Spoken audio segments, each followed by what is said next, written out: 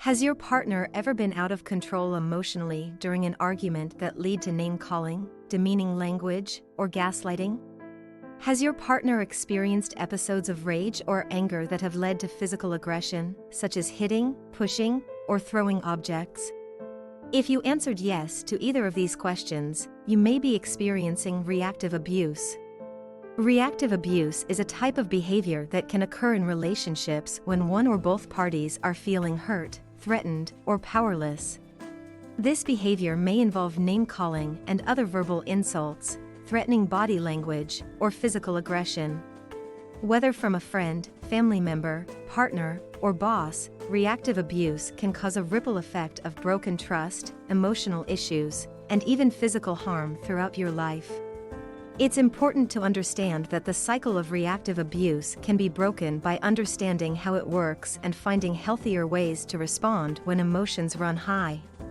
This video will explore the types of reactive abuse in relationships, the signs to look out for, and provide strategies for breaking the cycle of reactive abuse. First, what is reactive abuse? Reactive abuse is a type of behavior that occurs in relationships when one or both parties are feeling hurt, threatened, or powerless. This type of abusive behavior can range from verbal insults to physical aggression, with the intent of causing distress in another person. Unlike other forms of abuse, reactive abuse doesn't always need an underlying motive, such as power and control. Instead, reactive abuse can often be an exaggerated emotional response to an emotional trigger caused by something the other person said or did. With that said, power dynamics can still play a role in the motives of the abuser. What are the different types of reactive abuse?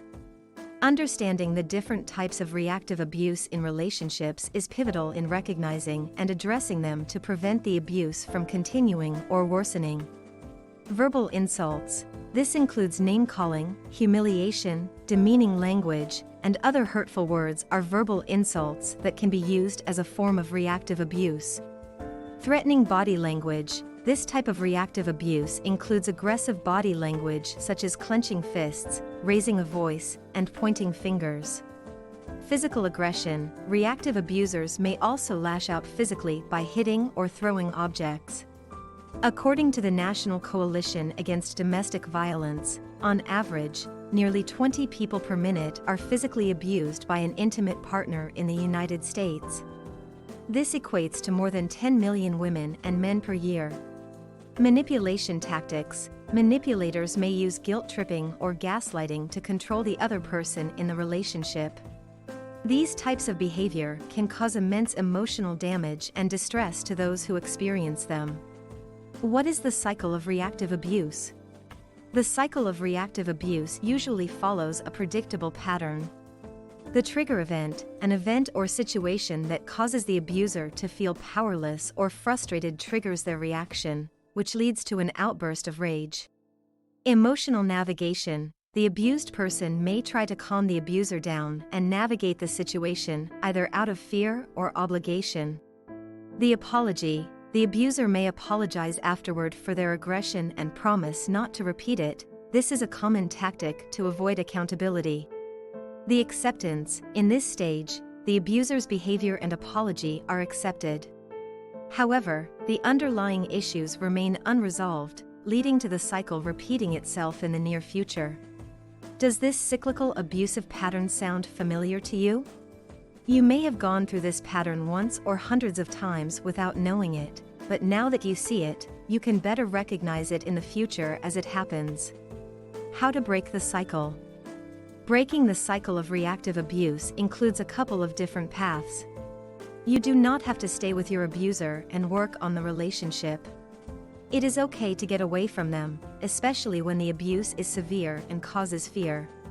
In some instances, it is known between both people that the abuse is not intentional and that the abuser does not want to abuse. This usually occurs in cases where physical violence is not present.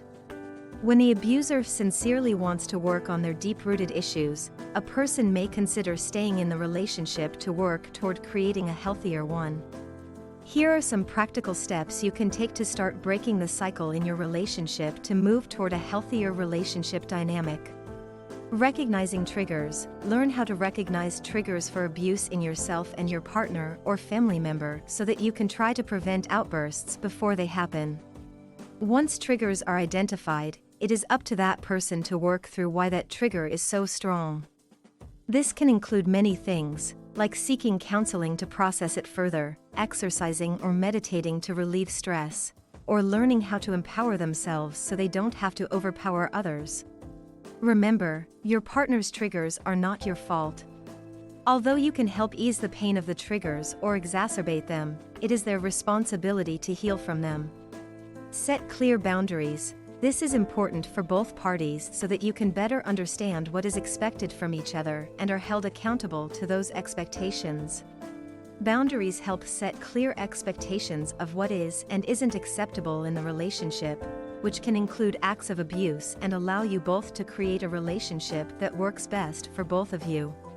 Emphasize open communication and active listening. A relationship in which you can clearly communicate is essential to a healthy relationship dynamic. Make sure you both express your thoughts, feelings, and concerns without judgment or blame.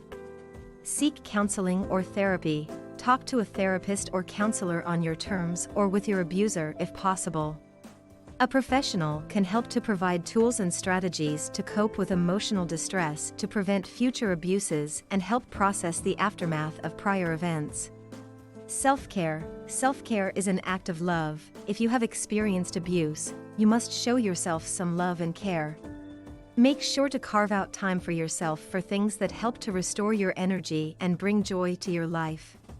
Getting enough sleep, exercising regularly, or meditating will help build your resilience and strength to heal and recover from abuse. Find a safe space if you need help. If all else fails, don't be afraid to reach out for support from a friend, family member, or a domestic violence advocate. Even if you want to stay in your relationship, sometimes you need space from your partner.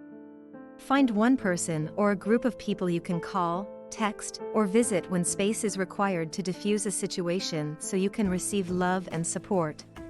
As we conclude, remember reactive abuse is a destructive pattern of behavior that must be addressed to create healthier, safe relationships.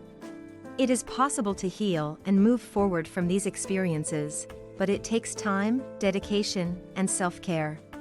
If you are in an abusive relationship, always prioritize your safety and reach out for help from crisis hotlines, domestic violence advocates, and your support system to secure a safe space to escape.